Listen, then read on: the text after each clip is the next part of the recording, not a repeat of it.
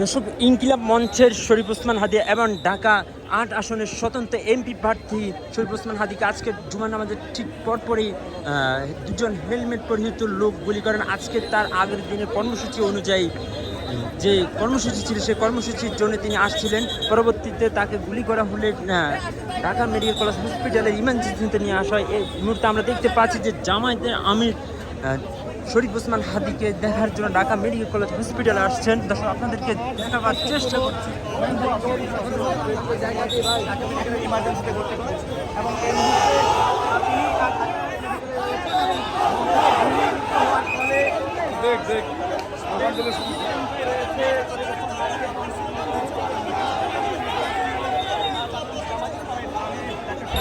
তিনি এসেছেন